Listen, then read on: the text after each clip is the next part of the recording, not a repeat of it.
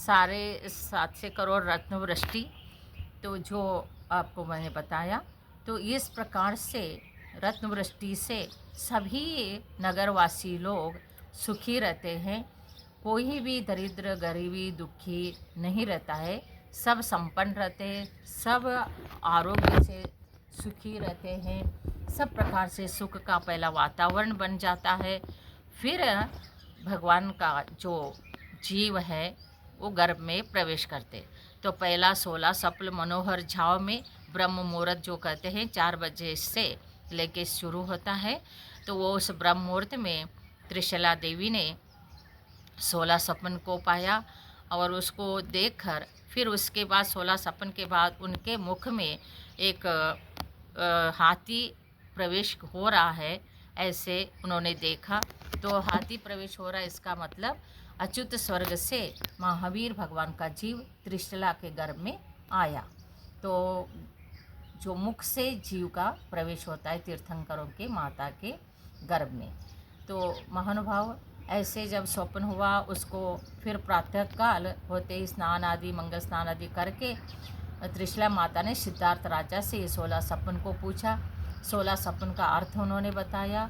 ऐसे ऐसे 3 लोग के नाथ तुम्हारे गर्भ में प्रवेश किया है और उनसे ही सब संसार में शासन चलेगा आदि आदि उन्होंने बहुत सुंदर वर्णन किया 16 सपनों का भी।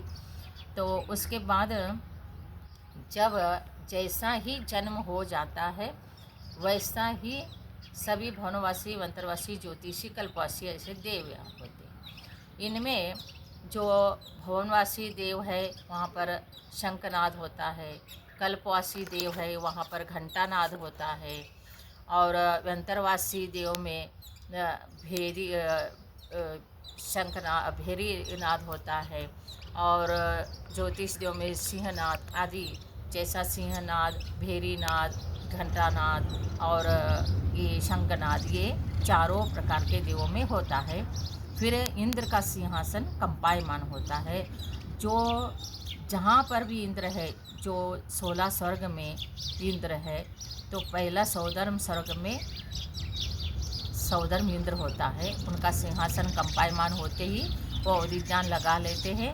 अवधि ज्ञान से वो जान लेते कि ऐसे ऐसे तीर्थंकर बालक का विदेह कुंडपुर में जन्म हुआ है। तो तुरंत ही चारों प्रकार के देवों को आज्ञा दे देते हैं। तो असंख्य देव देवियाँ आने के लिए उनके साथ तैयार होते हैं। और इवन इसके अलावा भी 16 स्वर्ग है।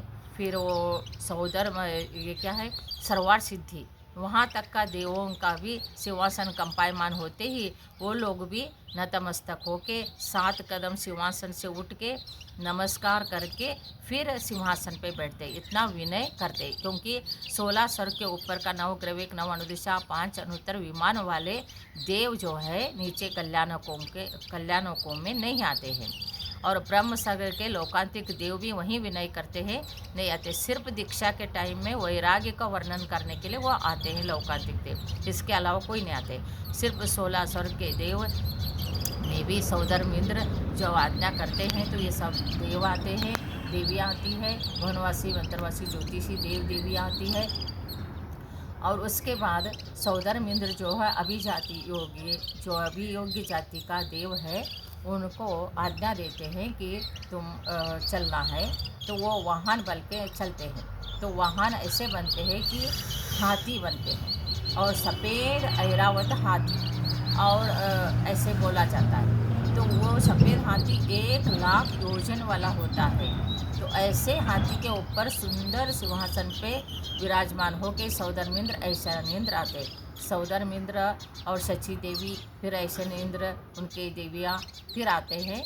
और जो ऐरावत हाथी जो यहाँ पर आता है, तो उस हाथी के 32 मुख होते हैं, और एक एक मुख में 8-8 दांत होते हैं, और एक एक दांत में एक एक सरोवर होता है, और एक एक सरोवर में 32-32 कमलिनी होती है।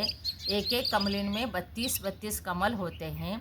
एक एक कमल में 32-32 पंखुड़ियाँ होते हैं लंबे लंबे, और एक एक पंखुड़ी में 32-32 सुंदर अप्सराएं नृत्य करते हुए आकाश मार्ग से यहाँ पर विदेह कुंडपुर में आकर पूरा कुंडपुर के 3 प्रदक्षिणा करके नंद्यावर्त जो भवन है उस भवन का भी परिक्रमा करके फिर शची देवी माता के गर्भ जन्म हुआ है वहाँ पर जाती है और मायामय निद्रा करके मायामय बालक को रखकर फिर उस महावीर भगवान को जो बालक महावीर को लेके आती है। फिर बहुत अत्यंत आनंद विभोर होकर नृत्य करती है।